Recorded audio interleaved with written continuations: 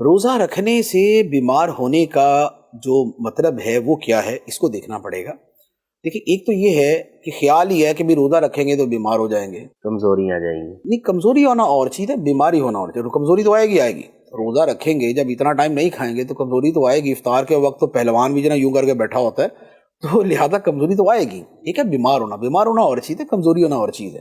ہاں، کمزوری ناقابل برداشت کمزوری کہ بندہ گر ہی پڑے، جیسے کسی کی شوگر لو ہو جائے تو اب شوگر لو کے اندر آدمی بالکل مرنے کے قریب پہنچ جاتا ہے، گر جاتا ہے، اس کے ہاتھ پاؤں کپ کپانا شروع ہو جاتے ہیں، ہے یہ بھی کمزوری۔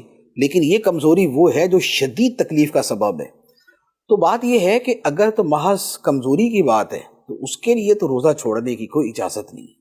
دوسری بات یہ ہے کہ روزہ رکھنے سے حقیقتاً بیمار ہو جانے یا بہت شدید کمزوری کا ظن غالب ہے، گمان غالب ہے کہ ہو جائے گا، تو اب ایسی صورت میں شریعت نے کئی صورتیں بیان فرمائی ہیں کہ جن کے اندر اسے روزہ چھوڑنے کی اجازت ہے۔ جیسے یہ بھی ہو سکتا ہے کہ کسی آدمی کو روزہ رکھنا وہ برداشت نہیں کر سکتا، جیسے بوڑھا آدمی۔ اب بوڑھے آدمی کے لیے شریعت نے فدیہ رکھا ہے، یعنی ایسا بوڑھا کہ جو روزہ رکھنے کی نہ اب طاقت رکھتا ہے نہ تب طاقت رکھتا ہے، یعنی بعد میں بھی نہیں رکھ سکے گا، تو اس کے لیے فدیہ کا فرمایا۔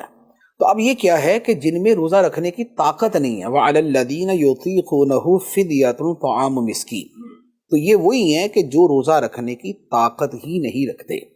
دوسرے وہ ہیں کہ جو بیمار پڑ جائیں گے، تو وہ بھی اصل میں وہی ہوئے کہ جو روزہ رکھنے کے بعد میں طاقت نہیں رکھتے۔ اچھا، اسی طرح کچھ بیماریاں وہ ہوتی ہیں کہ جن کے اندر مسلسل کوئی نہ کوئی ٹیبلٹ کھانی ہوتی ہے، جیسے مثال کے طور پہ جن کا یہ گردوں کا بہت زیادہ سینسیٹیو قسم کا پرابلم ہو، جیسے ٹرانسپلانٹ وغیرہ ہو، تو اب ان کا یہ ہوتا ہے کہ اس کے بعد ان کو ہر 6 گھنٹے بعد 8 گھنٹے بعد کوئی ٹیبلٹ کھانی ہے، ورنہ شدید ترین نقصان ہو جائے گا ان کا۔ تو اب وہ 8 گھنٹے سے زیادہ جو ہے نا وہ گزار ہی نہیں سکتے، تو لازمی بات ہے کہ ان کو معافی ہو جائے گی، ان کے لیے رخصت ہو جائے گی۔